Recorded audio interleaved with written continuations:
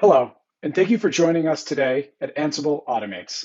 I'd like to talk to you today about transformative automation from an IT executive's perspective. We'll also focus on how you can be an automation champion for your enterprise. So first, let's start off with a little bit of background and agenda. Who are you talking to today? My name is Mark Petrivelli. I'm a managing architect in the automation practice within Red Hat Consulting. So what does that really mean? So that means I'm responsible for delivering to our enterprise and strategic customers Ansible and the Ansible automation platform. I've been with Red Hat for about 4 years now. And before coming to Red Hat, I was an embedded software engineer. So the content we're going to see today is actually based on a couple of white papers that Red Hat has had developed. Now, the most prominent so far is the IT Executive White Paper, which rolls up some information from another Forrester report and an IDC report as well. And then in this presentation, some of the high-level areas we're going to see, we're talking about drivers and some transformation pillars. We're going to see blockers and keys for success. What do you need to do to roll out the platform? And then an automation adoption journey. How can Red Hat help you, and specifically Red Hat Services help you, as you're looking to get greater adoption of automation in your organization? And finally, a wrap up. Okay, to make this a little more interesting today, we're gonna gamify it a little bit. So we're gonna ask people to look into my camera and into my background and see if you can identify the Ansible A that's somewhere back there. I'm not referring to the Ansible A on my shirt, but there's another one back there. It shouldn't be too hard to find. Once you find that, go ahead, put your answer in the chat. The first person to do that is going to win some Ansible swag. All right, so if we look at this from a executive or management standpoint, what are some of the motivations behind the need to automate in general, right? And I think this comes as no surprise. Everybody is under pressure. Organizations are under pressure to deliver and maintain. That's an important and there services more quickly and securely than ever before, right? And IT can be a great enabler for an organization, but it can also be a blocker if you can't keep up with the scale that is coming in. All right, and then what are your options here? If you do want to accelerate and you want to get to market faster, you want to deploy infrastructure and services faster. Really, what are your options out there today? And really, it falls into two areas, right? You can hire, right? You can kind of go out and increase your operational and your engineering staff to meet the emerging need, or you can take a look at automation, right? And along with that, how do you innovate, not just around tooling, but around your processes as well, right? And when you do use automation, right, that's going to drive innovation, and it's going to enable you to do more with what you have in place today. All right, so automation supports transformation, right? And automation is a key piece of the digital transformation that we see organizations undergoing today. And really, if we look at what are the three pillars or three areas that are impacted, and where does automation have an impact? Really falls into three areas, right? The three pillars that we often talk about, which are people, technology, and process, right? So, from a people perspective, we're looking to improve morale, by moving from those, mundane cost center tasks, the daily toil, to contributing to more profit centers, right, and innovating. And from a technology perspective, we're looking to move from, what was previously ad hoc or manual before, to fully automated tasks and workflows. And from a process perspective, right, we want to take those existing human workflows, right, those cross-functional workflows that you have today, right, and we want to automate those, right? And what we also want to do is we want to make sure you're able to leverage automation to adapt to opportunities that are emerging within your organization, right? So, these typically fall into these three common areas here, which is move faster to market, right? So if you're building a new application, you want to be able to get that out to market faster, right? And that includes, the full stack of the application, storage, compute, networking, the platform, the application, the whole stack, be able to move faster to get to get value to market quicker. You want to be able to operate with more predictability and efficiency, right? And this, this kind of goes along with, agile methodologies, right? Where, it isn't so much that you're going to move a lot faster, but when you do automation and you use automation inside your enterprise, you're going to get a lot more predictability, right? And so when it takes you X amount of time to deploy this amount of infrastructure, and that it's going out reliable, right? Because you're using automation. Also, move into new ways of working that are going to give you a competitive advantage, right? So that includes using automation to kind of collaborate across silos. And we're going to talk a little bit more about that later. Next, I'd like to talk about what's holding organizations back from implementing and rolling out transformative automation that is going to see kind of uptake across your whole business. And I think if we take a look at one of the things we heard, when putting together the Forrester report, was that there seems to be misalignment between leadership and implementers, right? And I think for obvious reasons, that's going to be a problem as you're looking to roll out automation across all of your business, across all your different groups that you have to service. So, let's dig into that a little more and see where, there have been successes and where we might be falling short. So I think on the positive side, we're hearing 83% of implementers say they received leadership support to purchase open source automation licenses. So that's good, right? So the tooling is getting into the implementer's hands. Leadership recognizes the importance of automation and is investing in the tools. But I think, and that's just right at a base level. But if we dig a little bit deeper, into that report, we're also hearing that 1 in 4 implementers who did receive the leadership support, as in purchasing licenses for open source tooling, right, experienced, misalignment along their journey. And I think, let's dig into that a little bit.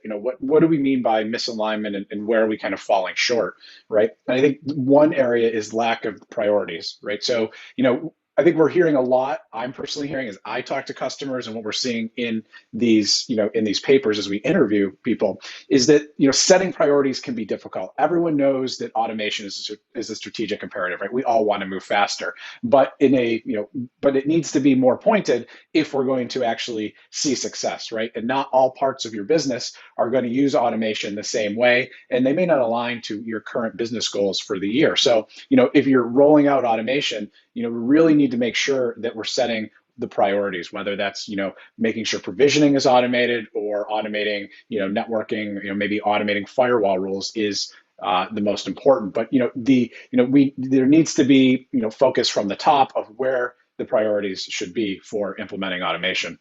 And then, from a tooling perspective, determining which tools we actually want to use, right? So, I think no surprise we've been talking about Ansible, Ansible Automates and the automation platform, right? But there are a lot of tools out there.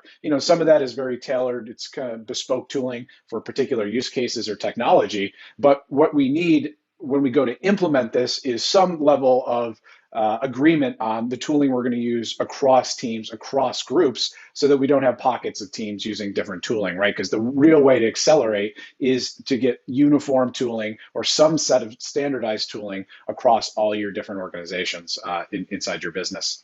And then the required levels of automation to achieve business goals. So, this is kind of focusing on outcomes over outputs, right? We all know we need to automate things because it's going to help us go faster, but really we need to take a step back and understand why we're trying to do that, right? So, it's important that we automate server provisioning as an example. I use that because I think everyone's very familiar with that use case. But as we look at that, how much of that do we need to automate near term and maybe in the next step far term so that we can achieve the business goals of, as an example, getting your application to market faster? All right, and then we were talking about business objectives a little bit in the last slide, but I'd like to talk a little bit more about that here and kind of what are some of the drivers? How is automation supporting your firm's business objectives, right? And at a very high level, I think that often the decision to bring in automation and have it as a strategy that you want to implement automation to help you transform, there's often an event, there's a catalyst that makes that happen, right? On the more positive side, that could just be recognizing the change in the IT landscape and realizing that in order for you to maintain your competitive advantage, you need to add automation. Maybe on the more negative side, it could be something like a security breach. The fact that all of your, you have inherently a brownfield environment of infrastructure and none of it's the same and you can't manage it from a security perspective. And that's why, maybe the data breach was, occurred in the first place. So, really falls, it's really somewhere between those two areas, but there's a compelling event that helps push us forward. Right. And I think when talking about business objectives, the other thing is, not all areas of your business are going to have the same growth model. They're going to have different business objectives, right? And you have high growth areas of your business, right? And that could be application teams working on, AI ML applications that are really driving value for where you're looking to go, versus other parts of your business may be more traditional infrastructure based that are supporting business as usual type activities, right? And you need to, when rolling out the automation, you need to determine where you're going to get the most value for your focus areas. And another point on business objectives, if we take a look at the business leader, the perspective, where are they driving to? Where are they looking to go, right? And it falls into these four areas. Again, not an exhaustive list, but these are things that we hear often: gain competitive advantage, get to market faster, right? Improve the overall customer experience, and change and modify and transform your internal processes, right?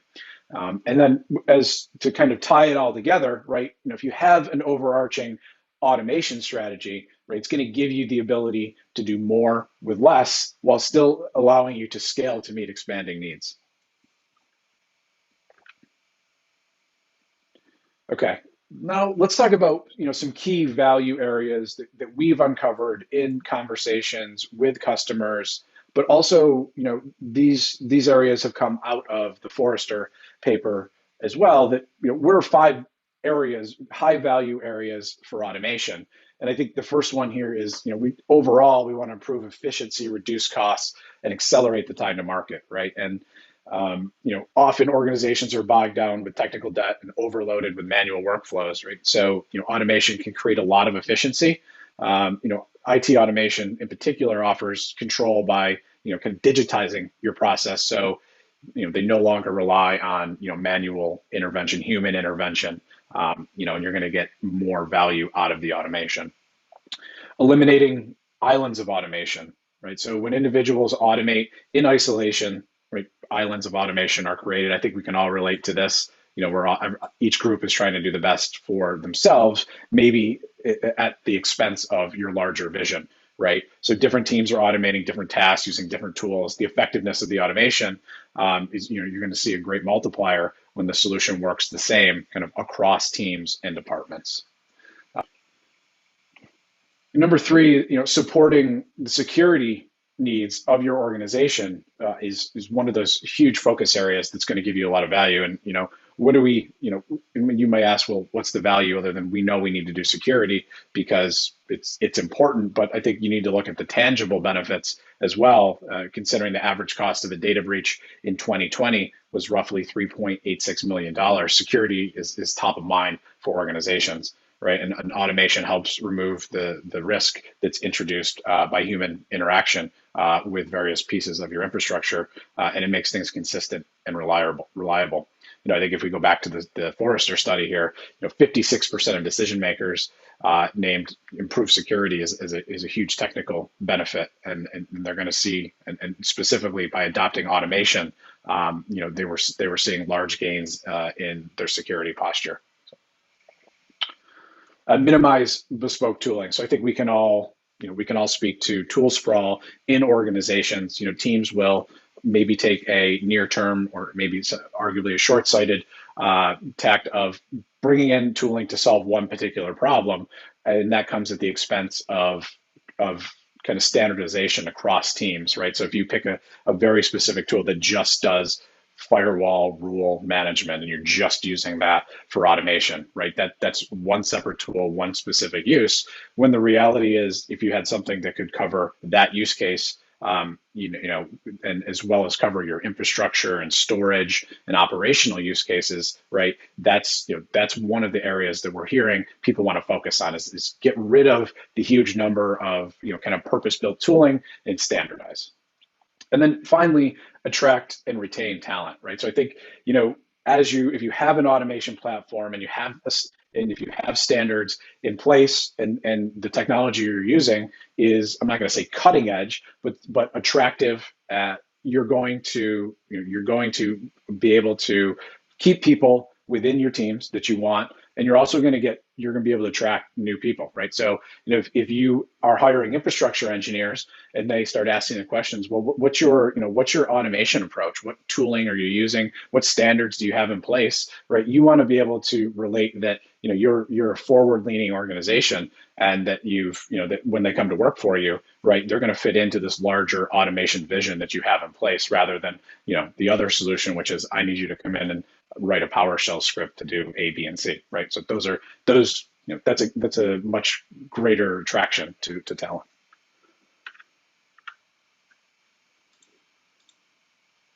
All right, so now let's talk a little bit about, rolling it out, right? So how do we set the foundation? And again, this is from an executive and management perspective, right? I guess it is an overarching, goal or philosophy: be a champion rather than a sponsor, right? A sponsor just pays for the tooling and then pushes it out there. A champion pays for the tooling, sponsors it, and then also goes out and socializes it and makes sure that everyone across the business understands what we're trying to do and understands the vision, right? And if you want that success that you're looking for, then the support needs to be actively, you need to have active support from the top, right? And then kind of, along those lines, here are some things on the right, some characteristics that are important, right? Share your vision for automation, across your enterprise, right? What are we trying to accomplish, right? And what does it look like? And then related to that, define what success looks like. So we're going to implement automation.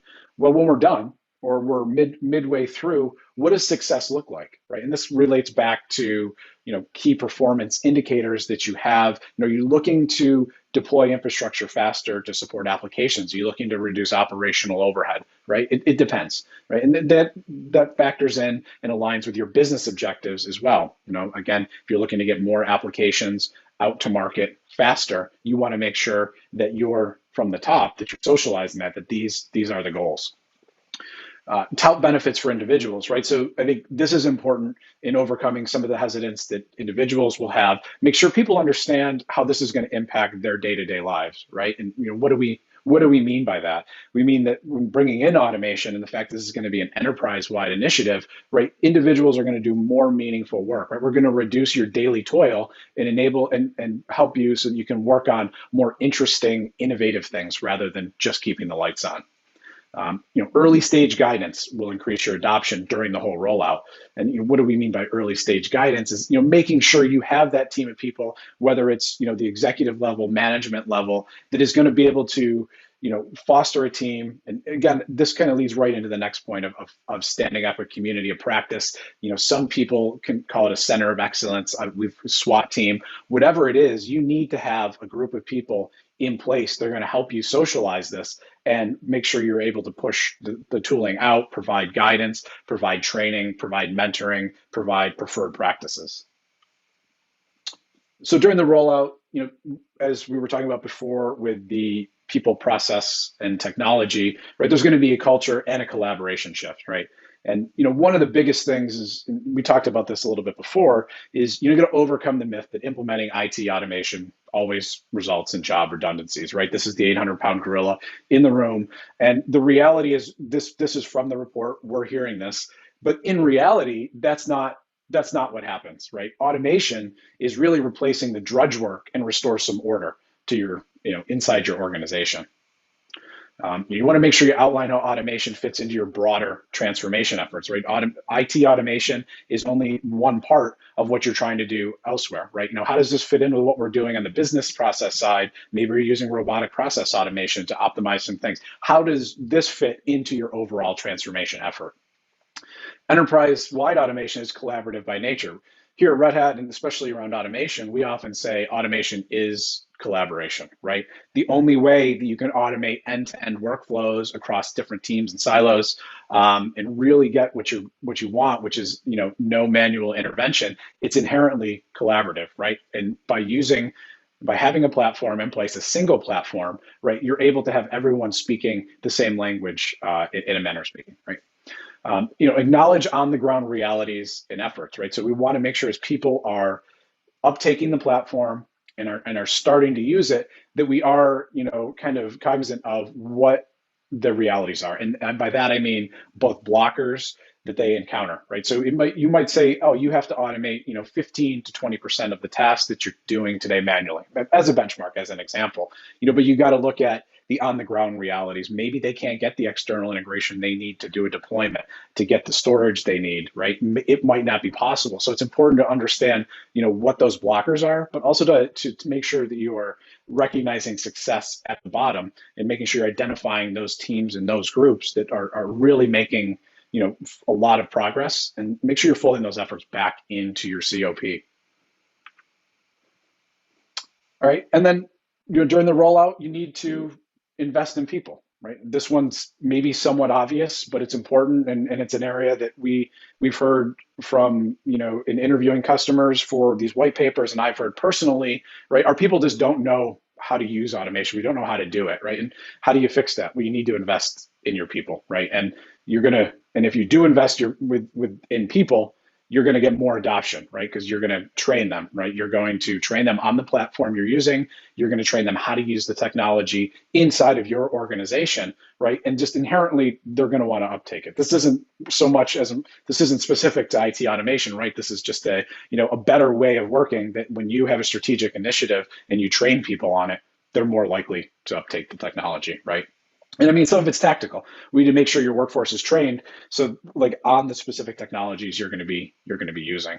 And from a bottom line perspective, the more you train your resources in your business, right, you're going to maximize your investment, right? You've paid for open source licenses to do automation. You're going to get more return on that investment if people are actually using it. So, we've been kind of talking at a high level, and it's really been about people, process, and technology, and some softer things that you're going to need to do to make sure that you're going to be successful as you try to roll out transformative automation. But when we go down and look at the tech, right, what do we need from an IT automation solution, and what are some characteristics, right? You need to choose a platform, not a tool, right? You need something that's going to support the governance, the standards, scale that you need, so that you can actually automate across your whole business and not just one small area. You want to make sure that it supports your diverse ecosystem that you have. You want to make sure that it's easy to adopt, that the technology is consumable.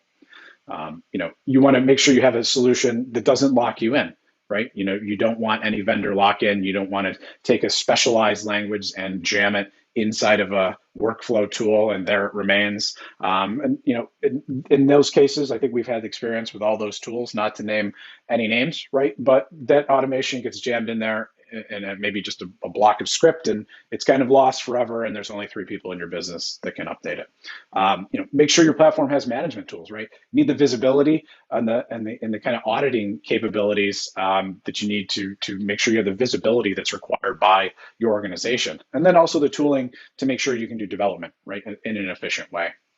And then also, finally, make sure you have a vendor that provides consulting and training solutions, right? So, if you're choosing, the Ansible automation platform, right, that would be Red Hat services that can assist with that, right? So here we are. I don't think there are any surprises here. The Red Hat Ansible automation platform is the platform if you really want to do transformative automation, right? And why? Why is that the case? Maybe compared to some of the others, right? And you can see the bulleted list here. Kind of go through these really quick. The Ansible automation platform is the foundation for an automated enterprise, right? You're going to get your complete support. You're going to have vendor interop, which is critical. Adoption is going to be easier. Massive scalability, right? So you'll be able to scale the platform to meet today's needs, but also tomorrow's needs. Agentless deployment, right? This has been kind of one of the key aspects of Ansible and why a lot of people got started with it, but it's even more important today as we're trying to move into our traditional brownfield environments, and often agent deploys are can be a blocker. And in the networking space, obviously, agentless is the only way. Supported partner content. This is important, right? Red Hat has partnered with a large number of vendors to provide supported collections that are going to enable you to target huge pieces of your infrastructure in a supported way. All right, so now I'd like to talk a little bit about the automation adoption journey that we have part of Red Hat Services. I am from Red Hat Services, and we are currently out there delivering this journey to a large number of our strategic customers, right? And why did we put it together? Well, because people are using the tooling, right? I think anyone who's here at this talk is using Ansible, probably has used Ansible for a long time. And now, especially over the past 2 years, a lot of customers have used, have uptaken Ansible Tower and the automation platform. So the automation adoption journey is really in place to kind of get you over the hump, right? You've uptaken the technology, you have it in place, but you've kind of stumbled, right?